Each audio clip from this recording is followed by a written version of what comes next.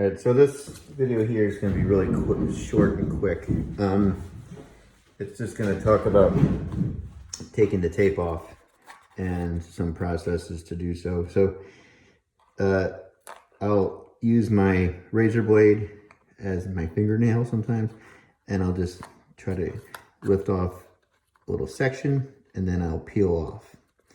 Now, depending on, sometimes if you rip off too quickly, you'll rip some of the paper off.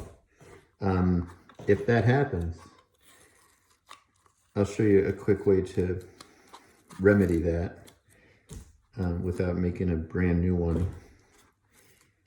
I just did right there. I just ripped the paper off. Not a problem. Shouldn't happen anyway, but I'll just show you. It shouldn't happen often.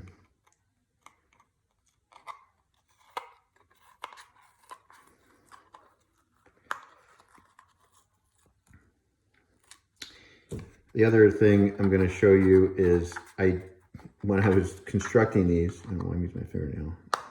Just explain to you do this. When I was constructing these and I was showing you to erase some of the pencil marks before gluing it together, it's a little more difficult to erase after the fact. So these were just quick models. I wasn't too concerned about it, but once you make your final pieces, you're going to want to eliminate all of that stuff. Also, as I'm taking this tape off, I'm just being very careful. I'm kind of going at different angles. I ripped the paper again there. It might be a cheap brand of the paper. If you have 400 grit sandpaper laying around, and this is from a Audible sander, this is 320 grit. 320. This is 400 grit. You can kind of see where the 400, so wet dry sandpaper. This probably works just fine, but you can sand that little section right off. And sometimes you can sand the pencil marks off, but I wouldn't. It's much easier to erase them beforehand. But if there's any little loose pieces of paper you just want to kind of clean up, there's the other part right here.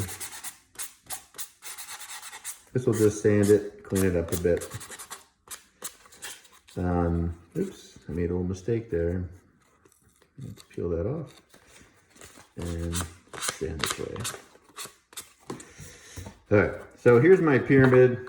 The other part, I'm gonna untape this and do the same thing. The next video I'm gonna show you is how to document your work in progress, and there's going to be a separate video on how to document your work as a finished piece for your portfolio. Okay.